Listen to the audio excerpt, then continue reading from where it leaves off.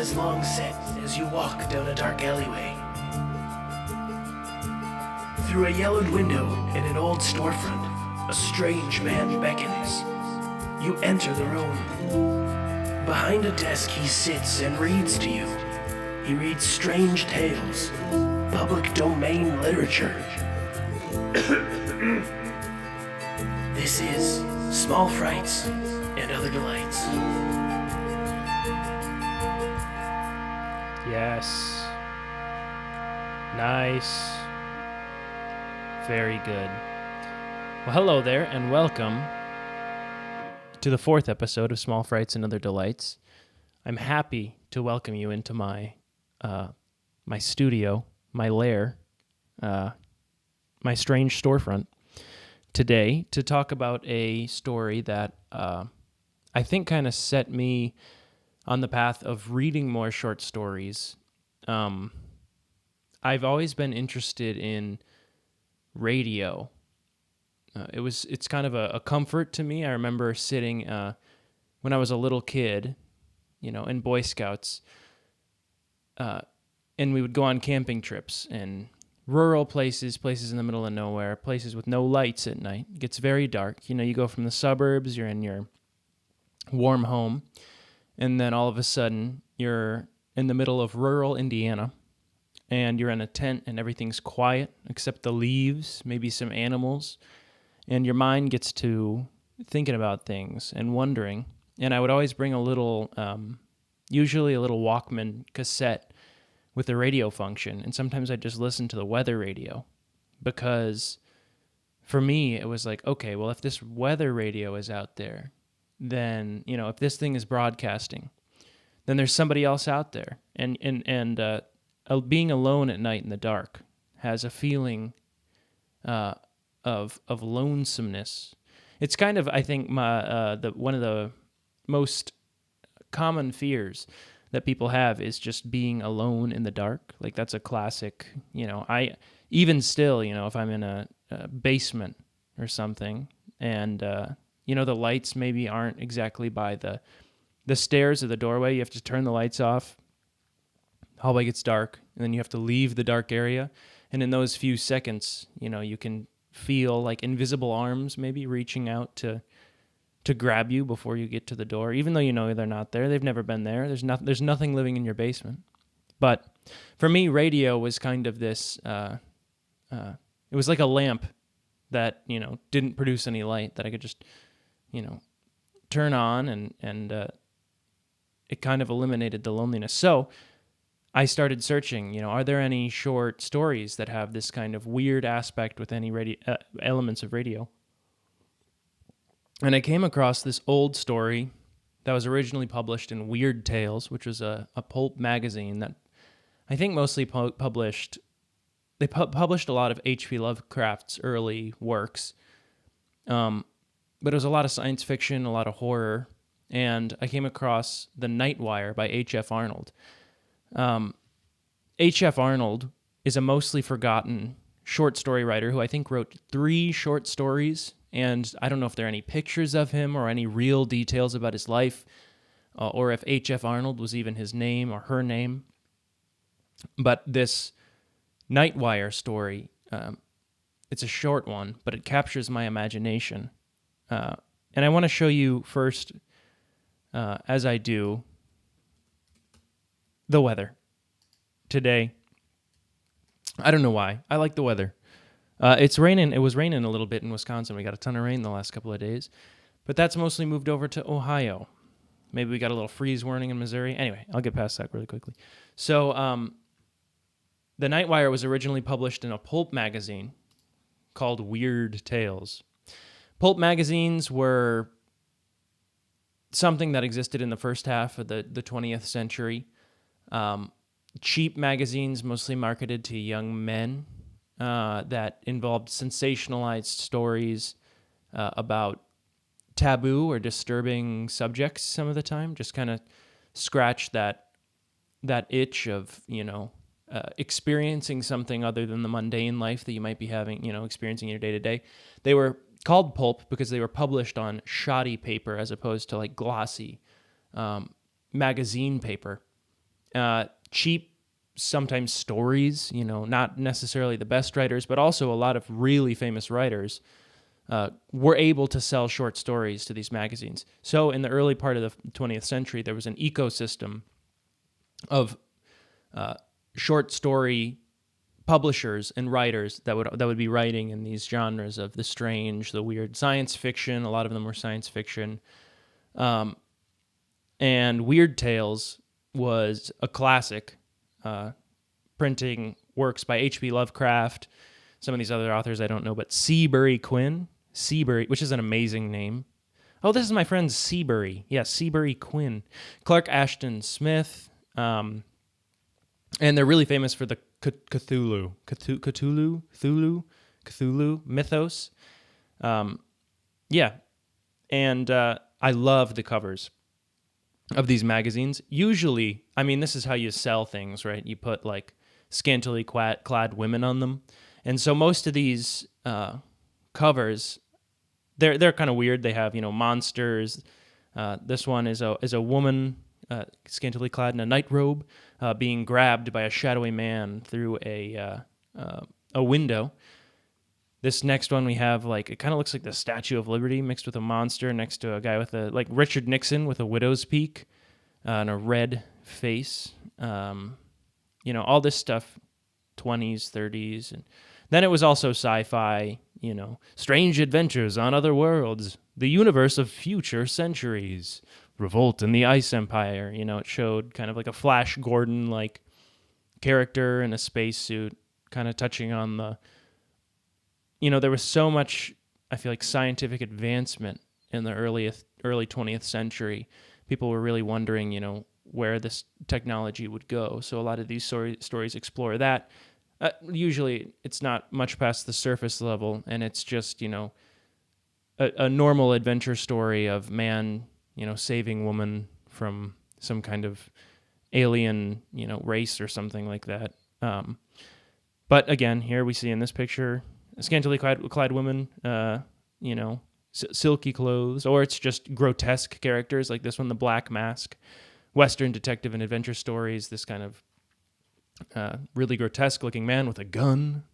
Another one, detective book, this kind of like pin-up model girl with a knife, putting a man under a door. He's being crushed by this woman. Who was that spider that spun the velvet death? Who was the killer at the heart of the city's crime web? Is it this woman? Another one, science adventure books, 2 complete science, $5, a value for $5 value for 25 cents. Wow, isn't that a good value? It's funny. It's like, where do you get the this is worth $5. These books, this stories that I'm put together is worth $5, but I'm going to sell them to you for 25 cents. The year 1992, the Cruktars are coming. She's, again, brought up, and there's a strange, monkey thing. She looks scared. This guy, a lot of muscled guys shooting guns at things. Minions of the Moon. And this last one, tops in science fiction. Again, vaguely boobied up. Woman, beautiful woman. And a lot of these stories, the covers will be like some beautiful woman, and then you read the actual story and there's nothing, about that. I feel like that was just the way they tried to sell to, 13-year-olds or whatever. But awesome, interesting art. And the Night Wire is kind of weird because it didn't have any art to go along with it. It was a filler story, maybe 4 pages long, that they just kind of crammed in. There's nothing listed on the cover. Here's the cover, actually, for Weird Tales. It came out in 1926, September. And the author's name isn't even on the cover. But it ended up being one of the most republished, most talked about stories in the whole Weird Tales canon. It has to do with a nighttime... back in the day, when I was a young man in the 20s, in the 10s, when radio was first around, they would have radio operators who would be listening to Morse code broadcasts from across the world, from other, news agencies, usually located up high because, like radio towers, the higher they are, the further they broadcast. And these operators would sometimes listen to news stories at all hours coming in, and they'd just listen to the Morse code and they'd transcribe them onto a typewriter, hand them off to whoever they were, who was processing this information. But their job was just to listen to the broadcast and transcribe it. And so that's what this story is. It takes place, I think, high up in a building. It's in the wee hours of the morning, and there's an operator listening. He's so good that he can listen in both ears. One ear is one signal, and he's typing with his right hand. The other ear is another signal, he's typing with his left hand. Is that possible? No, probably not. But it makes for an interesting story. And the atmosphere in this tale is very interesting. It's kind of asking the question of, what other worlds are we tapping into when we use this technology? Are we able to, these weird radio waves are going out through the environment. Are we able to listen in to other planes, that sort of thing? And without further ado, I'll read The Night Wire by H.F. Arnold. New York, September 30, CP Flash. Ambassador Hallowell died here today. The end came suddenly, as the ambassador was alone in his study. There's something ungodly about these night wire jobs. You sit up here on the top floor of a skyscraper and listen in to the whispers of a civilization. New York, London, Calcutta, Bombay, Singapore. They're your next-door neighbors after the street lights go dim and the world has gone to sleep. Along in the quiet hours between 2 and 4, the receiving operators doze over their sounders and the news comes in. Fires and disasters and suicides. Murders, crowds, catastrophes. Sometimes an earthquake with a casualty list as long as your arm.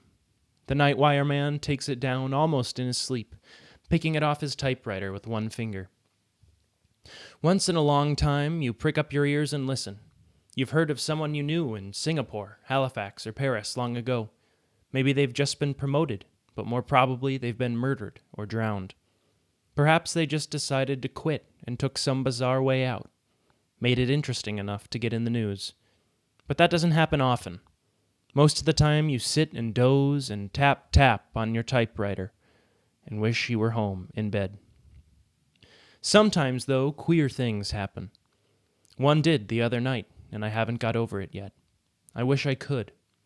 You see, I handle the night manager's desk in a western seaport town. What the name is doesn't matter. There is, or rather was, only one night operator on my staff, a fellow named John Morgan, about 40 years of age, I should say, and a sober, hard-working sort. He was one of the best operators I ever knew, what is known as a double man. That means he could handle 2 instruments at once and type the stories on different typewriters at the same time. He was one of 3 men I ever knew who could do it consistently, hour after hour, and he never made a mistake.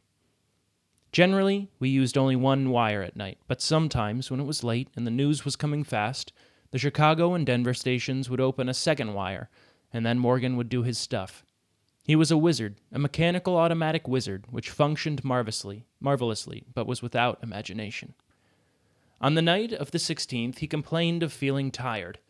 It was the first and last time I'd ever heard him say a word about himself, and I'd known him for 3 years. It was at just 3 o'clock, and we were running only one wire. I was nodding over reports at my desk, not paying much attention to him when he spoke. "Jim," he said, "does it feel close in here to you?" "Why, no, John," I answered, "but I'll open a window if you like." "Never mind," he said. "I reckon I'm just a little tired." That was all that was said, and I went on working. Every 10 minutes or so, I would walk over and take a pile of copy that had stacked up neatly beside his typewriter as the messages were printed out in triplicate. Must have been 20 minutes after he spoke that I noticed he'd opened up the other wire and was using both typewriters. I thought it was a little unusual, as there was nothing very hot coming in. On my next trip, I picked up the copy from both machines and took it back to my desk to sort out the duplicates. The first wire was running out the usual sort of stuff, and I just looked over it hurriedly. Then I turned to the second pile of copy. I remember it particularly because the story was from a town I'd never heard of, Xebico. Here's the dispatch. I saved a duplicate of it from our files. Xebico, September 16th, CP Bulletin. The heaviest mist in the history of the city settled over the town at 4 o'clock yesterday afternoon. All traffic has stopped, and the mist hangs like a pall over everything. Lights of ordinary intensity fail to pierce the fog, which is constantly growing heavier. Scientists here are unable to agree as to the cause, and the local weather bureau states that this has never occurred before in the history of the city. At 7 p.m. last night, municipal authorities... That was all there was. Nothing out of the ordinary at a bureau headquarters, but as I say, I noticed the story because of the name of the town. It must have been 15 minutes later that I went over for another batch of copy. Morgan was slumped down in his chair and had switched his green electric light shade so that the gleam missed his eyes and only hit the top of the 2 typewriters. Only the usual stuff was in the right-hand pile, but the left-hand batch carried another story from Xebico. All the press dispatches come in takes, meaning that parts of many stories are strung along together, perhaps with but a few paragraphs of each coming through at a time. This second story was marked Add Fog. Here's the copy. At 7 p.m., the fog had increased noticeably. All lights were now invisible, and the town was shrouded in pitch darkness. As a peculiarity of the phenomenon, the fog is accompanied by a sickly odor, comparable to nothing yet experienced here. Below that, in customary press fashion, was the hour, 3:27, and the initials of the operator, JM. There was only one other story in the pile from the second wire. Here it is. Second, add Xebico fog. Accounts as to the origin of the mist differ greatly. Among the most unusual is that of the sexton of the local church, who groped his way to the headquarters in a hysterical condition and declared that the fog originated in the village churchyard. It was first visible in the shape of a soft gray blanket clinging to the earth above the graves, he stated. Then it began to rise, higher and higher. A subterranean breeze seemed to blow it in billows, which split up and then joined together again. Fog phantoms, writhing in anguish, twisted the mist into queer forms and figures, and then, in the very thick midst of the mass, something moved. I turned and ran from the accursed spot. Behind me, I heard screams coming from the houses bordering on the graveyard. Although the sexton's story is generally discredited, a party has left to investigate. Immediately after telling his story, the sexton collapsed and is now in a local hospital, unconscious. Queer story, wasn't it? Not that we aren't used to it, for a lot of unusual stories come in over the wire, but for some reason or other, perhaps because it was so quiet that night, the report of the fog made a great impression on me. It was almost with dread that I went over to the waiting piles of copy. Morgan did not move, and the only sound in the room was the tap-tap of the sounders. It was ominous, nerve-wracking. There was another story from Xebico in the pile of copy. I seized on it anxiously. New lead, Xebico Fog CP. The rescue party which went out at 11 p.m. to investigate a weird story of the origin of fog which since late yesterday has shrouded the city in darkness has failed to return. Another and larger party has been dispatched.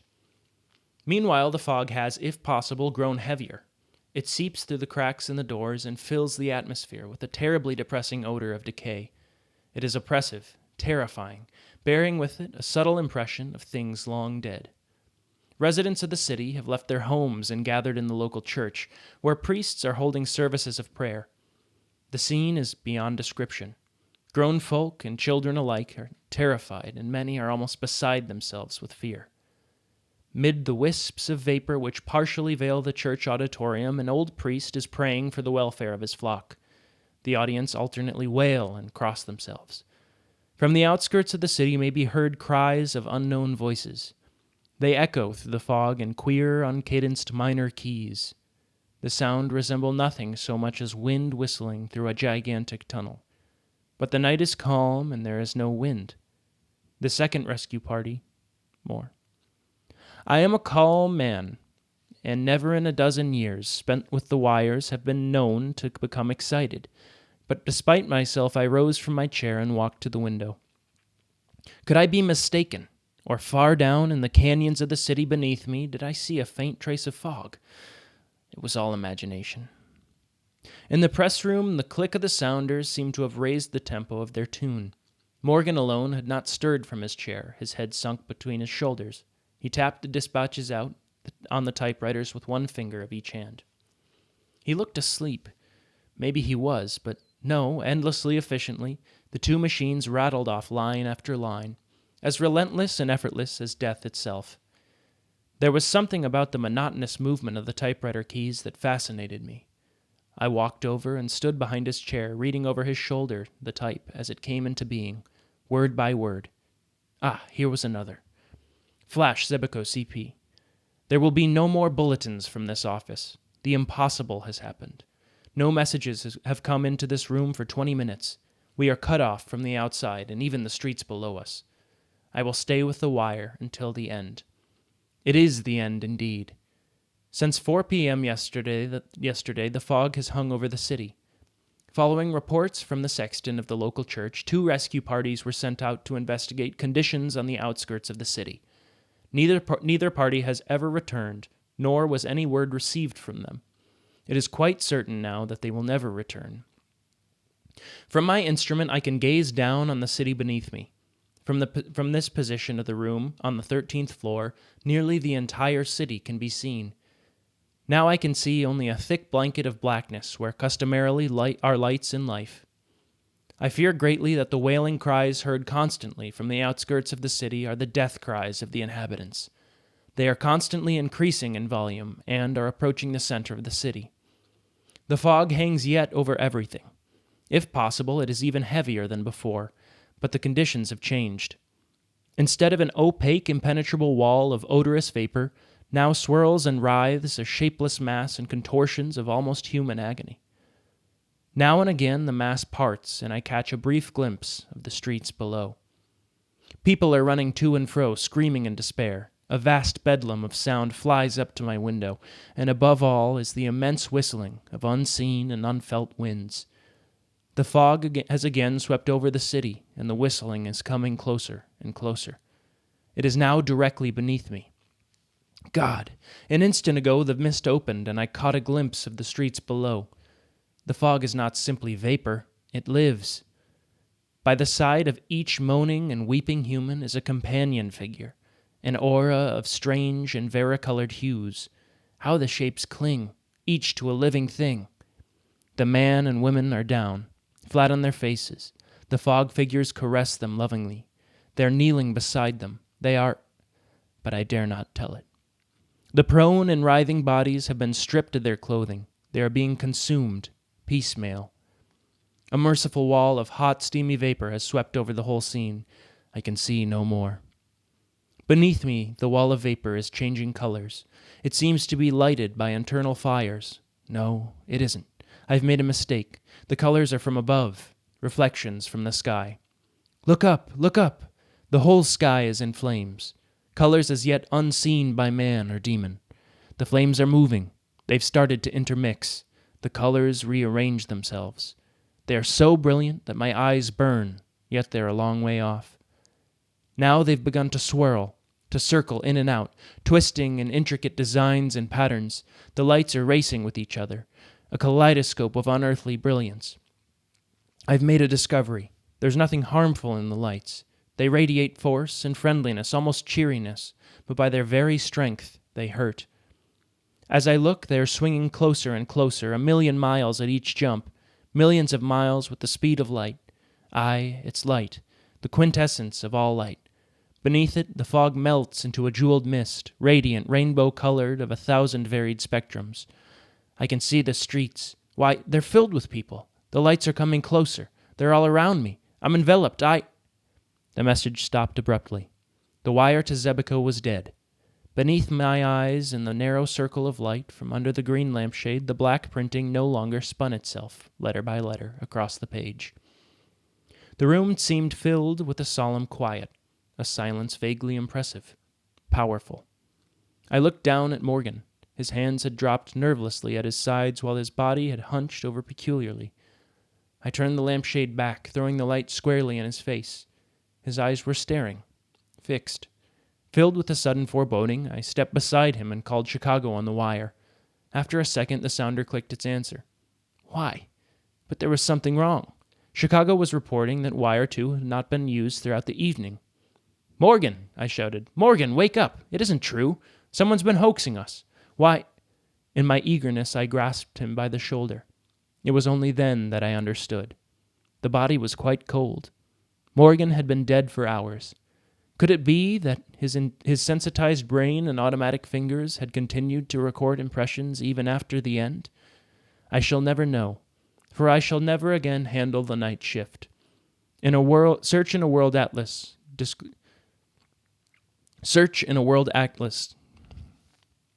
I shall never know, for I shall never again handle the night shift.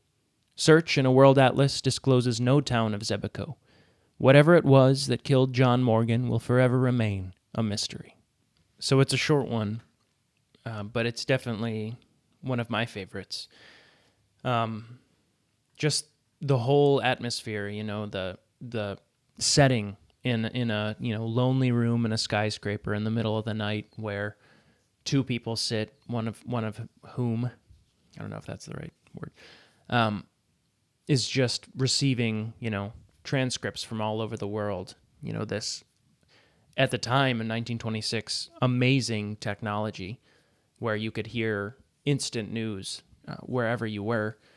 And he's just sitting and transcribing sometimes all of these, lurid and macabre things that are happening in the world.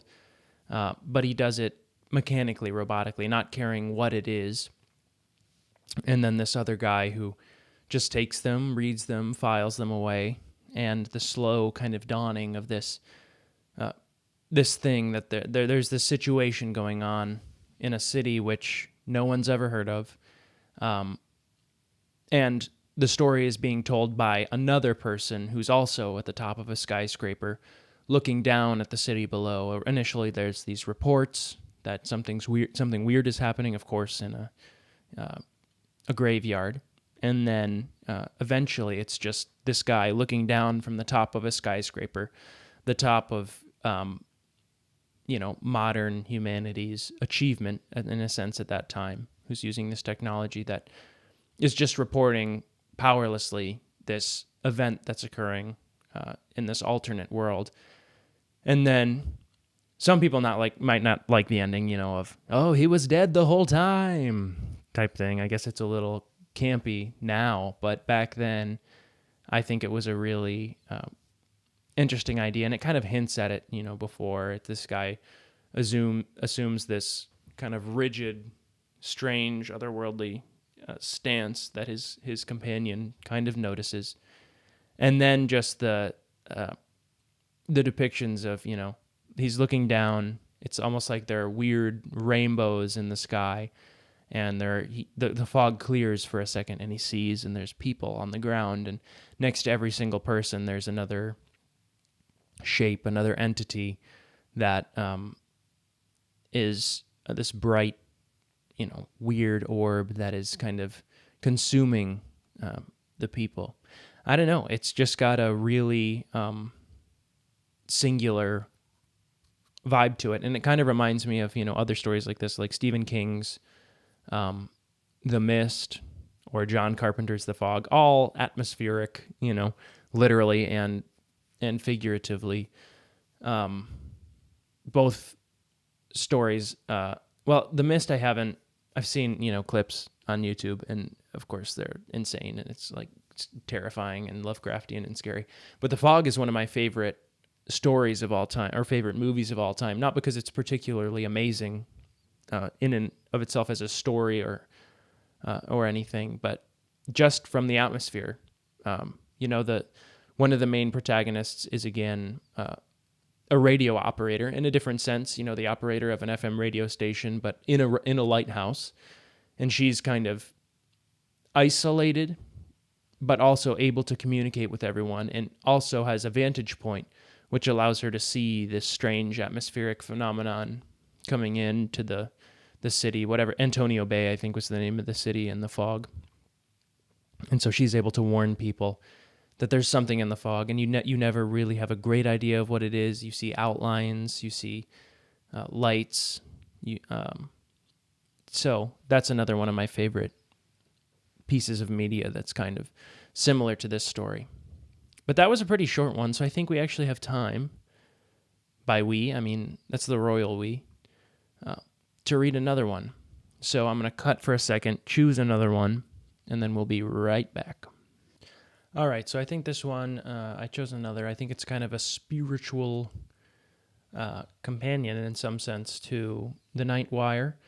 It was also published in Weird Tales. I'm on archive.org, public domain. And I have a scan of a 1939 edition of Weird Tales. It's a story called Far Below that I originally encountered in Jeff Vandermeer and Anne Vandermeer's anthology of weird fiction that they put together. It's amazing.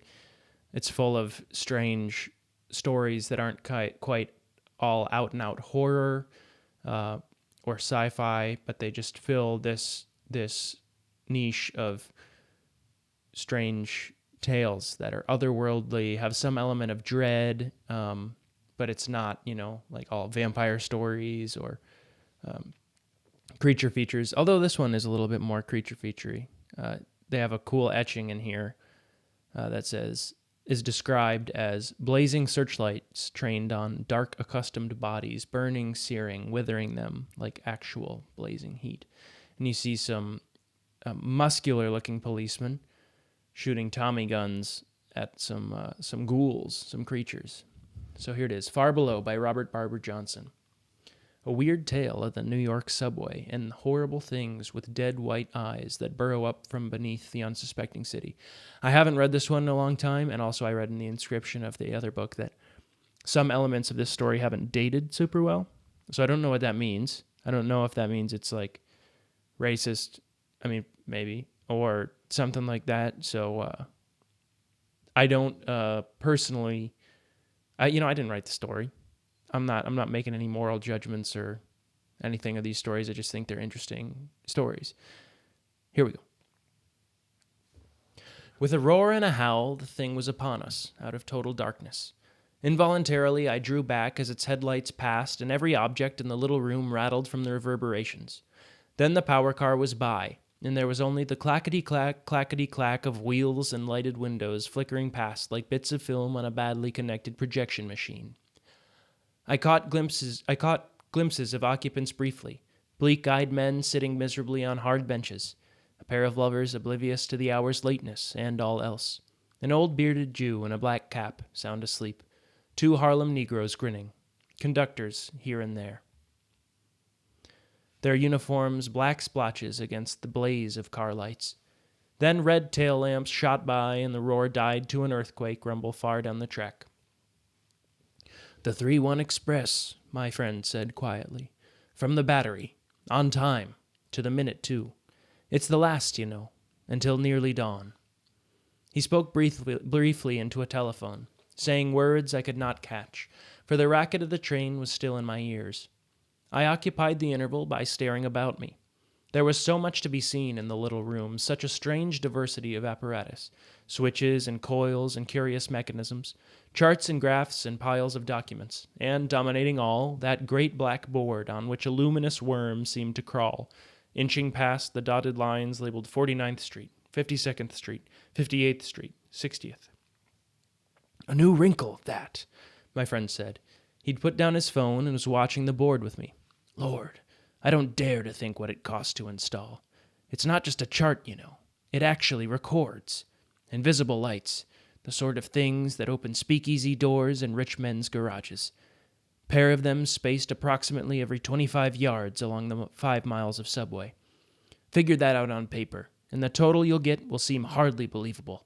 And yet the city passed the appropriation for them without a murmur. It was one of the last things Mayor Walker put up before his resignation.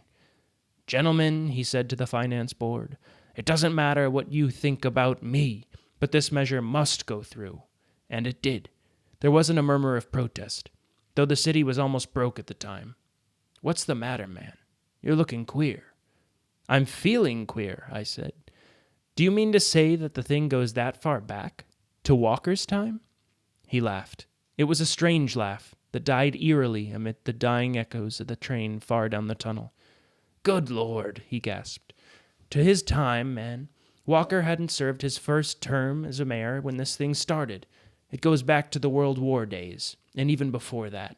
The wreck of the train, I recall, passed as a German spy plot to keep us from going in with the Allies. The newspapers howled bloody murder at alleged confessions and evidence they claimed they had. We let 'em howl, of course. Why not? America was as good as in the war anyhow by then. And if we'd told the people of New York City what really wrecked that subway train, well, the horrors of Chateau Thierry and Verdun and all the rest of them put together wouldn't have equaled the shambles that rioting mobs would have made of this place. People just couldn't stand the thought of it, you know. They'd go mad if they knew what was down here, far below. The silence was worse than the roar had been, I thought. The strange, echoing, somehow pregnant silence of empty vastness. Only the drip of water from some subterranean leak broke it. That and the faint crackling noise the indicator made as its phosphorescent crawling hinted at 68th Street, 72nd, 78th. Yes, my friend said slowly. They'd go mad if they knew. And sometimes I wonder why we don't go mad down here. We who do know, and have to face the horror down here night after night and year after year. I think it's only because we don't really face it that we get by, you know, because we never quite define the thing in our own minds objectively. We just sort of let things hang in the air, you might say. We don't speak of what we're guarding against by name. We just call it them or one of them, you know. Take them for granted, just as we took the enemy overseas, as something that's just down here and has to be fought. I think if we ever really did let our minds get to brooding on what they are, it'd be all over for us. Human flesh and blood couldn't stand it, you know. Couldn't stand it. He brooded, staring out into the tunnel's darkness. The indicator crackled faintly on the wall. 92nd Street, 98th, 101st. Beyond 120th Street, things are pretty safe, I heard my friend's voice as I watched.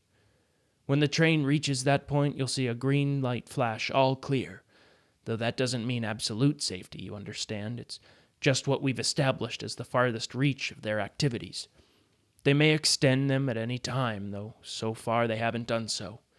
There seems to be something circumscribed about their minds, you know. They're creatures of habit. That must be what it is that's kept them in this one little stretch of tunnel, with all the vast interlocking network of New York subway systems to rove in if they choose. I can't think of any other explanation, unless you want to get into the supernatural and say it's because they're bound to this particular locality by some sort of mystic laws, perhaps because it's lower than the other tunnels, chiseled far down into basic bedrock of Manhattan, and so near the East River that you can almost hear the water lapping on quiet nights. Or maybe it's just the awful darkness of the tunnel here, the fungoid moisture and miasmic darkness that suits them. At all events, they don't come up anywhere else except along this stretch, and we've got the lights, and the patrol cars, and the three-way stations like this one, with 10 men on constant duty from dark till dawn. Oh yes, my boy. It's quite a little army I command down here in the night watches. An army of the unburied dead, you might say, or an army of the eternally damned. I've actually had one of my men go mad, you know. 2 others had to be placed in sanitariums for a while, but they got over it and are still serving here. But this fellow, well, we had to machine gun him down like a dog, finally, or he'd have got one of us. That was before we got the dark lights placed, you see, and he was able to hide out in the tunnel for days without our being able to find him. We'd hear him howl sometimes as we patrolled, and see his eyes shining just as their eyes do in the darkness, so we knew that he was all quite gone. So when we finally ran him down, we killed him, just like that. No bones about it. Put, put, put, and that was the end. We buried him down in the tunnel, too. And now the trains run over him as he lies. Oh, there was nothing irregular about the business. We filled out full departmental reports and got the consent of his relatives and so on. Only we just couldn't take the poor fellow above ground and run risks of people seeing him before an internment. You see, there were certain alterations. I don't want to dwell on it, but his face, well, the change was just beginning, of course, but it was quite unmistakable, quite dehumanizing. There would have been some excitement up there, I'm afraid, just at the sight of that face. And there were other details, things I only found out when I dissected his body. But I think I'd rather not go into them either, old boy, if you don't mind. The whole point is, we have to be rather careful down here, all of us in the special detail. That's why we have such unusual working conditions. We wear police uniforms, of course, but we aren't subject to ordinary police discipline. Lord, what would an above-ground cop make of having every other night off and every day all to himself? And with a salary that, well, a corporal down here gets as much as an inspector does up there. But at that, I think we earn our pay. I know I do. Of course, I can't tell you what my salary is. They made me promise never to disclose it when they hired me from the Natural History Museum back in, well, I don't like to think about how long ago that was. I was Professor Gordon Craig in those days, instead of Inspector Craig of the New York Police Department. And I just returned from Carl Akeley's first African expedition after gorillas. That was why they brought the thing to me for examination, you see. After that first big wreck in the subway that only been opened less than a year, they found it pinned down in the wreckage, screaming in agony from their lights on its dead white eyeballs. Indeed, it seemed to have died from the lights as much from anything else. Organically, it was sound enough, save for a broken bone or two.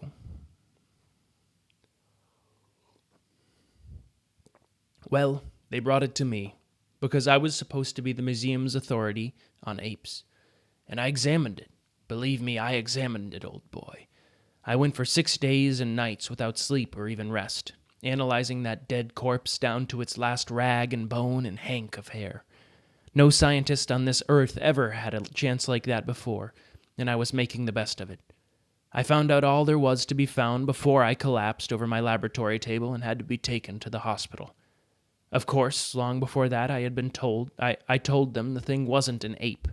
There was a vaguely anthropoid structure, all right, and the blood corpuscles were almost human, quite shockingly so.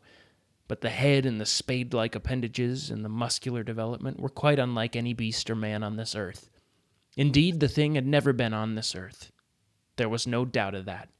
It would have died above ground in just half a minute, like an angleworm in the sun. And I'm afraid my report to the authorities didn't help them much. After all, even a fellow scientist would have found it a bit difficult to reconcile my classification of some sort of giant carrion-feeding subterranean mole with my ravings about canine and simian developments of members, and my absurd insistence on startlingly humanoid cranial development and brain convolutions indicating a degree of intelligence that, well, there's no use going into all of that now. I firmly expected them to order me up before a sanity commission when I reported my findings. Instead, they offered me a position as head of the special subway detail at a salary that was, to say the least, fantastic. It was more a month than I'd been getting a year from the museum. Because, you see, they deduced much of the stuff for themselves without needing me to tell them. They had facts they deliberately withheld from me, not wanting to influence my report. They knew that the train had been deliberately derailed. The mutilated track proved that beyond all doubt. No less than 3 ties had been taken up and laid some distance away down the tunnel, and the condition of the earth about the wrecked cars showed conclusively that extensive mining and sapping had taken place there. It was like a gigantic molehill, only worse. And while I'd been analyzing stomach fluids and body tissue to try to find out what my subject fed upon, they'd been burying, secretly and with most elaborate precautions, the half-desiccated corpses of a half a dozen men and women and children who, well, they hadn't died in the wreck, old boy. They hadn't died in the wreck any more than that screaming thin thing had hid its eyes from the lights when they found it pinned in the wreckage where it had been caught while trying to drag a dead victim out. God, what a hideous shambles that place must have been before the wrecking crews got there. Mercifully, of course, there was total darkness. The poor devils who were merely injured never knew what charnel horrors were going on in the Stygian depths about them, nor cared, no doubt, in their agony. A few of them gibbered afterward about green eyes and claws that raked their faces, but, of course, that was all set down to delirium. Every one man who had his arm chewed half off never knew. Surgeons amputated the rest immediately and told him that when he regained consciousness that he'd lost it in the wreck. He's still walking the streets today, blissfully ignorant of what almost happened to him that night. Oh, you'd be surprised, old boy, how you can hush up a thing like that if you've got the whole city administration behind you. And believe me, we did hush matters up. No newspaper reporter was ever allowed to see the wreck, freedom of the press or no freedom of the press. The government wanted to appoint a commission to investigate. We squelched it. And by the time the crews had cleaned out the smashed train and removed the last victim, the special subway detail had gone into action. And it's been on, steady ever since. The last 20-odd years. We had a terrible time at first, of course. All these modern improvements weren't available then. All we had were lanterns and guns and hand cars, with which to patrol nearly 5 miles of tunnel. It was Mrs. Parrington sweeping back the sea all over again, only worse. A handful of puny mortals against hell itself, in the eternal darkness of these long, gloomy tunnels far below the city. There were no more wrecks after we took over, though, I'll say that much. Oh, an accident or two. How could we prevent them? We did everything we could think of. How we worked in those early years. Once we sank a shaft 50 feet deep in the earth, where we'd seen queer disturbances beside the train tracks and heard queerer sounds. And once we blocked up both ends of the tunnel for a mile stretch and filled it with poison gas. And once we dynamited, but why go on? It was all useless, utterly useless. We just couldn't get to grips with anything tangible. Oh, we'd hear sounds sometimes on our long, dismal patrols in the darkness, our little lanterns mere pinpricks of light in these vast old concrete tunnels. We'd catch glimpses of glinting eyes far off, find fresh earth piled up where only a moment before there'd been hard-packed cinders and gravel. Once in a while, we'd fire our guns at something whitish and half-seen, but there'd only be a tittering laugh in answer. A laugh as mirthless and savage as that of a hyena dying away in the earth. 1,000 times I was tempted to chuck the whole thing, to get back above ground to sunshine and sanity and forget the charnel horrors of this mad Nyarlathotep world far underneath. Nyarlathotep. And then I'd get to thinking of all those helpless men and women and children riding the trains unsuspecting through the haunted dark, with evil out of the primeval dawn burrowing beneath them for their destruction. And, well, I just couldn't go, that's all. I stayed and did my duty, as the rest did, year after year after year. It's been a strange career for a man of science, and certainly one I'd never dreamed I'd be following during all the years I prepared myself for museum work. And yet I flatter myself that it's been rather a socially useful career at that, perhaps more so than stuffing animals for dusty museum cases or writing monstrous textbooks that no one ever bothers to read. For I've a science of my own down here, the science of keeping millions of dollars worth of subway tunnels swept clean of horror, and of safeguarding the lives of half the population of the world's largest city. And then, too, I've opportunities for research here which most of my colleagues above ground would give their right arms for. The opportunity to study an absolutely unknown form of life, a grotesquerie so monstrous that even after all these years of contact with it, I sometimes doubt my own senses even now, although the horror is authentic enough, if you come right down to it. It's been attested in every country in the world and by every people. Why, even the Bible has references to the ghouls that burrow in the earth, and even today in modern Persia they hunt down with dogs and guns like beasts, strange tomb-dwelling creatures neither quite human nor quite beast, and in Syria and Palestine and parts of Russia. But as for this particular place, well, you'd be surprised how many records we've found, how many actual evidences of the things we've uncovered from Manhattan Island's earliest history. Even before the white men settled here. Ask the curator of the Aborigines Museum out on Riverside Drive about the burial customs of island Indians 1,000 years ago. Customs perfectly inexplicable unless you take into consideration what they were guarding against. And ask him to show you that skull, half human and half canine, that came out of an Indian mound as far away as Albany, and those ceremonial robes of an aboriginal shamans plainly traced with drawings of whitish spidery things burrowing through conventionalized tunnels, and doing other things too, that show the Indian artists must have known them and their habits. Oh yes, it's all down there in black and white, once we had sense to read it. And even after white men came, what about early writings of the old Dutch settlers? What about Jan van der Ries and Walter van Twiller? Even some of Washington Irving's writings have a nasty twist to them, if you realize it. And here and there are some mighty queer passages in the history of New York City, Mention of the guard patrols kept for no rational purpose in early streets at night, particularly in the region of cemeteries, of forays and excursions in the lightless dark, and flintlocks popping, and graves hastily dug and filled in before dawn woke the city to life. And then the modern writers, Lord, there's a whole library of them on the subject. One of them, a great student of the subject, had almost as much data on them from his reading as I'd gleaned from my years of study down here. Oh yes, I learned a lot from Lovecraft, and he got a lot from me, too. That's where what you might call authenticity came from in some of his yarns that attracted the most attention.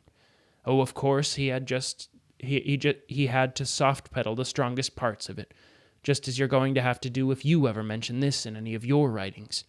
But even then, even with the worst horror played down, there's still enough horror and nightmare in it to blast a man's soul, if he lets himself think on what goes on down there, below the blessed sanity of the earth's mercifully concealing crust, far below. We figured out, we who've been studying them all this time, that they must have been pretty numerous once. No wonder the Indians sold this place so cheaply. That's classic.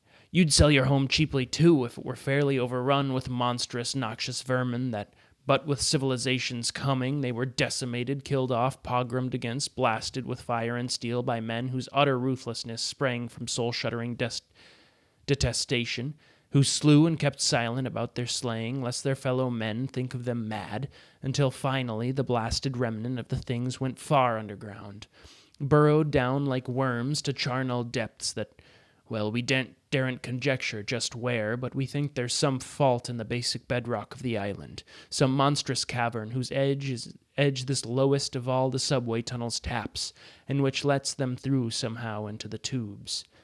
Oh, it took us a long time to find all that out. At first we thought we had to patrol the whole subway system of the city. We had guards out even under the streets of Brooklyn, and under the river, and in Queens. We were afraid they'd get into the upper levels of the tunnels, perhaps into the very deserted streets of Manhattan during the pre-dawn hours. We had half the police department down here in those days, even the mounted force. Yes, indeed, though God knows what even a trained police horse would do if it ever came face to face with one of those things. But horses were faster than the hand cars we used then, and could cover more territory. But as time went on, we got things pretty well localized. It's only in this one stretch of tunnel that the danger is, and only here in certain hours of the night. Don't ask me why they never come up in daylight, for it's always night down here, hundreds of feet below the surface. Maybe it's the constant passage of the trains. They shuttle up by at 2-minute intervals all day long, and until the Broadway theaters close at night.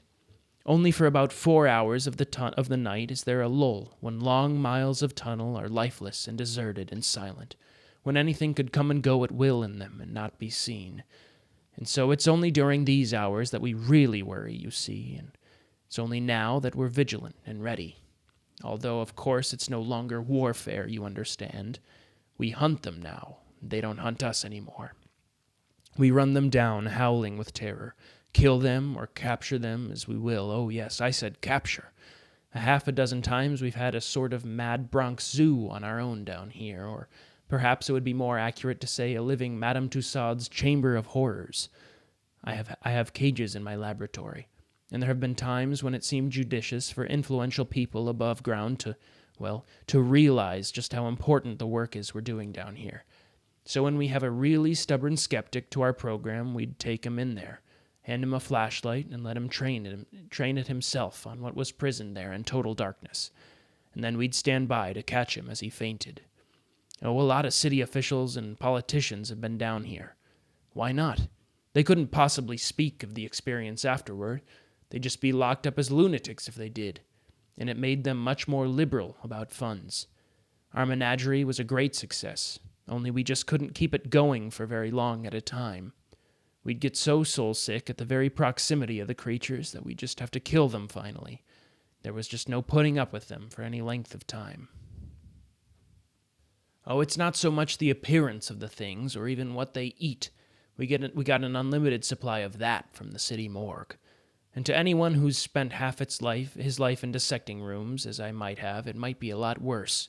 but there's a sort of cosmic horror the things exude that, well, it's quite beyond description. You just can't breathe the same air as them, live together in the same sane world. In the end, we'd have to gun them down and throw them back underground to their friends and neighbors, who were waiting for them, apparently. At least we've opened the shallow graves a few days later, and there'd only be a gnawed bone or two there. And then, of course, we kept them alive in order to study their habits. I've filled 2 volumes with notes for my successors who will carry on the fight when I'm gone. Oh yes, old boy. It'll always have to be carried on, I fear. There's no possibility of ever really wiping them out, you know. All we can do is hold our own. The fight will go on so long as this particular tunnel is occupied. And can't you just see the city fathers consenting to abandon $20 million worth of subway tunnels for nothing? I'm sorry, gentlemen, but you see this place is infested with... God, what a laughingstock anyone would be who even suggested that above ground. Why, even on our own furloughs, when we walk sunlit streets among our fellow men, with God's own blue sky above and God's own clean air about us, even we wonder whether all this foulness isn't just a bad dream. It's hard up there to realize what can go on down in the crepuscular earth, the mad gnawing, eternal darkness far below. Hello? The telephone was ringing.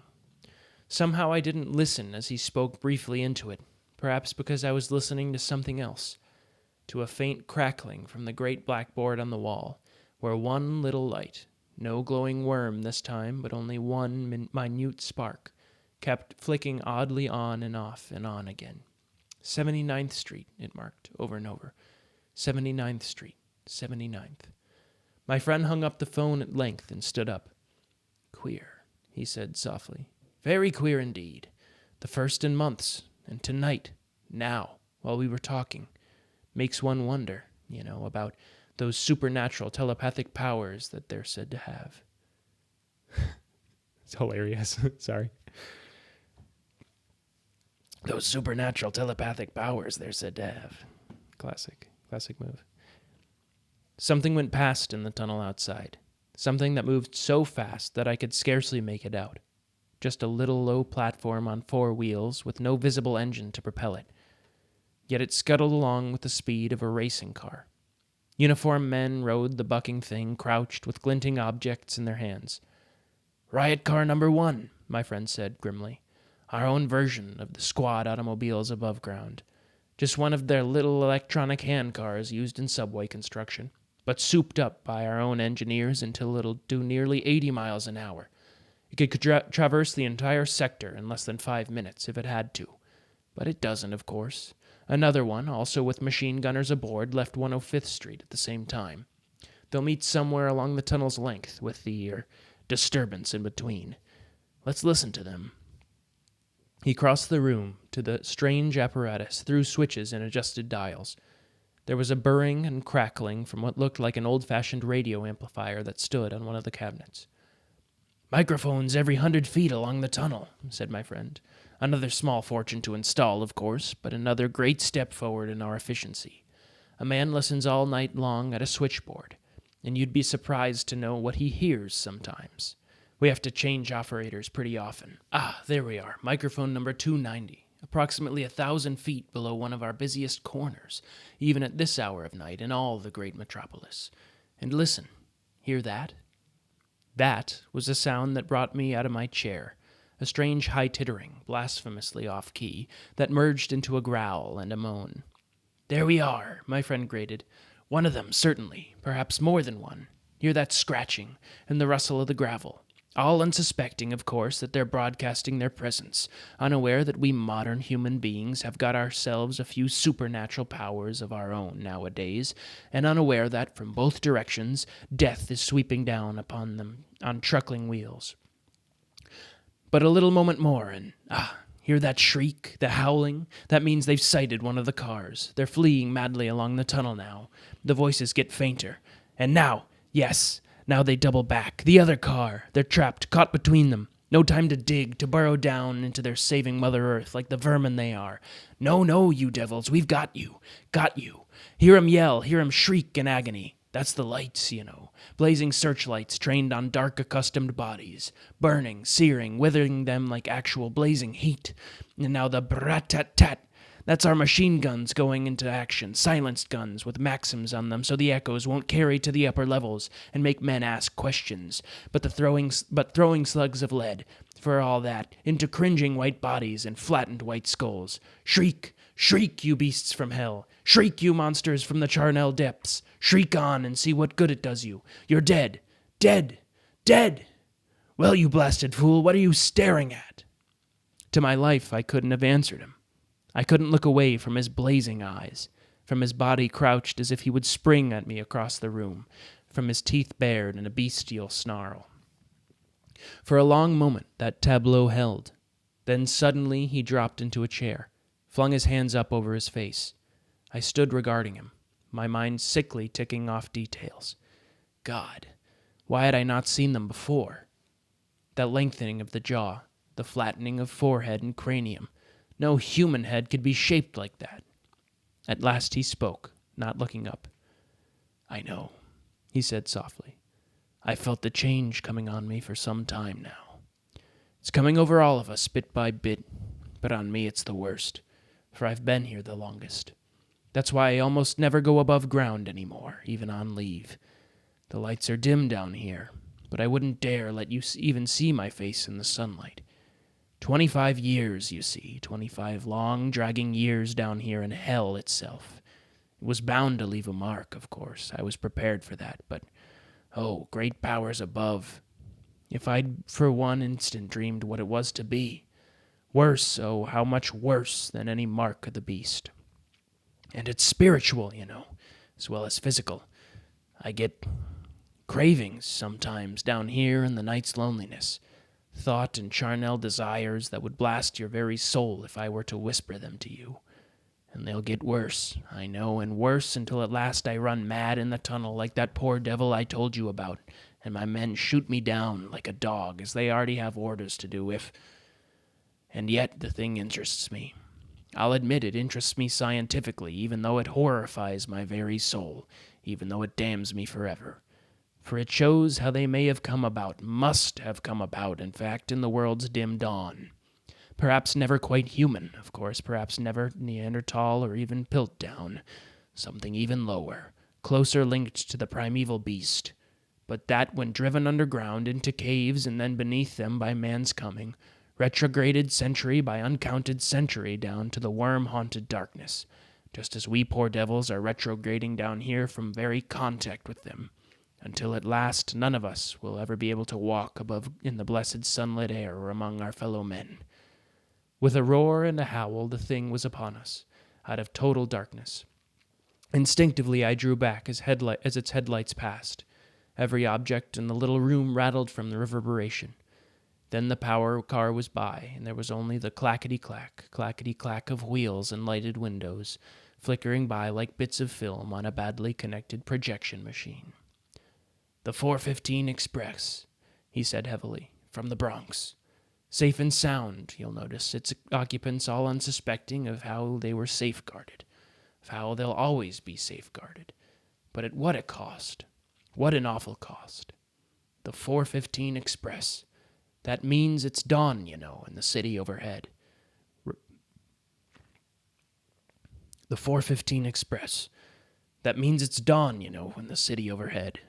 Rays of the rising sun are gilding the white skyscrapers of Manhattan. A whole great city begins to wake to the morning life. But there's no dawn for us down here, of course. There'll never be dawn for poor lost souls down here in the eternal dark, far, far below. So that's the whole thing. I thought those stories kind of go well together. They both, deal with technology and some unknown supernatural force. Both in pulp magazines, weird tales. One mentions Lovecraft and the other, The Night Wire. H.P. Lovecraft apparently really loved, just from what I've read. And yeah, they're sometimes a little silly, like him saying, oh, apparently they have supernatural powers, is a little dated, but I like the kind of blending of science, in a lot of these stories. Sometimes a lot of the old MGM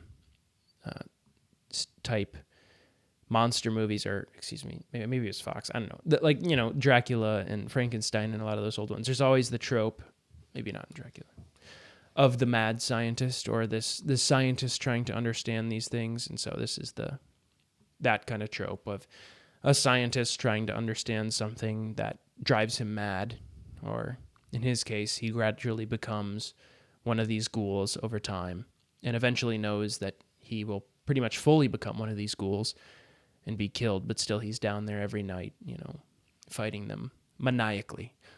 Great atmosphere, great stories. Hope to be back next week with some more weird tales. Thanks so much for listening. If you like it, interact with the video somehow. You know, you could like follow it, or I don't know, subscribe it, or even like it. Or if you dislike it, just dislike it. I don't know. I don't care. I'm not getting paid. Nobody's paying me to do this. That might surprise you. But thank you so much. Hope you have a great week. Much love.